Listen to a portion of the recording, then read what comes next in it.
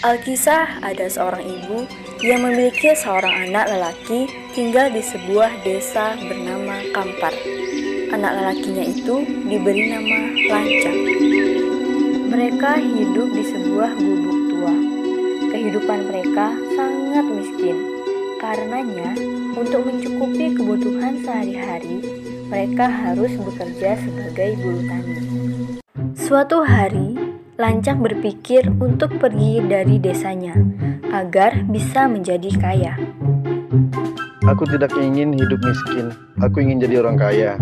Tapi bagaimana mungkin aku bisa maju jika aku tetap tinggal di desa ini? Untuk melaksanakan niatnya, Lancang memohon izin kepada ibu dan guru mengajinya untuk pergi ke kota mengadu nasib. Ibu, izinkan aku pergi ke kota untuk mengadu nasib. Siapa tahu di kota nanti aku bisa mendapatkan pekerjaan yang lebih baik dan dapat membahagiakan ibu. Betapa berat hati sang ibu melepaskan anak semata wayangnya. Anakku, ibu hanya dapat berpesan, jika kau telah sukses di kota, jangan lupakan ibu. Lancang mencium lutut sang ibu. Dengan berbekal restu sang ibu, pergilah Lancang ke kota. Hari demi hari ia lalui dengan bekerja keras. Karena keuletannya, setelah beberapa tahun usaha Lancang membuahkan hasil. Ia pun menjadi orang kaya. Lancang mempunyai 7 orang istri. Harta dan kekayaan yang dimiliki membuatnya lupa akan sang ibu di desa Kampar.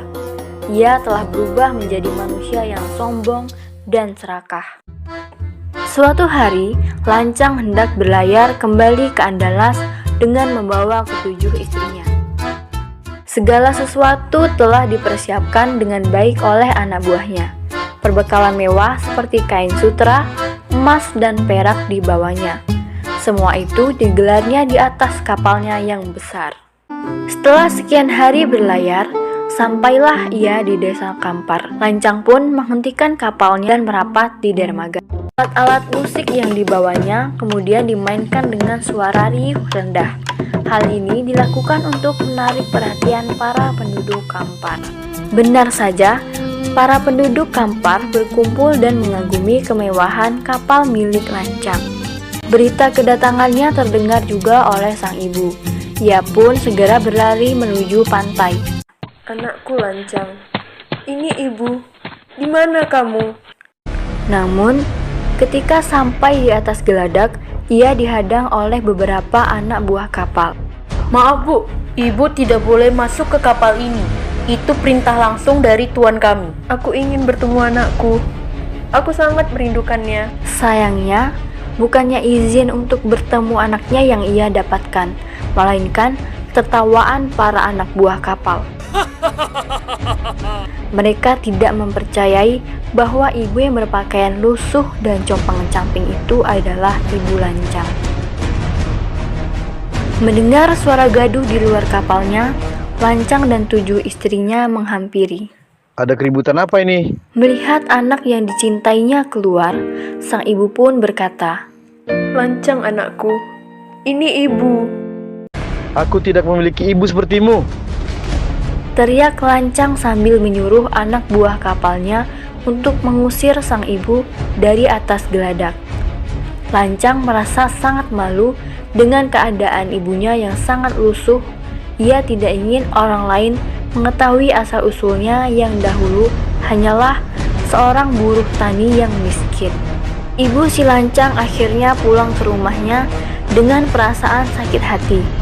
Sesampainya di rumah, ia lantas mengambil pusaka miliknya. Pusaka itu merupakan sebuah lesung penumbuk padi dan sebuah nyiru. Lesung tersebut ia putar-putar, sedang nyiru pusaka ia hibas-hibaskan sambil berdoa. Selesai ibu si Lancang berdoa, tiba-tiba terjadi kejadian aneh. Dalam sekejap, turunlah badai topan besar. Badai tersebut berhembus sangat dahsyat hingga hanya dalam hitungan menit mampu menghancurkan kapal-kapal dagang milik si Lancang. Bukan hanya kapal yang hancur berkeping-keping, harta benda miliknya juga terbang kemana-mana. Kain tersebut kemudian berubah menjadi sebuah negeri yang sekarang dinamai negeri lipat kain.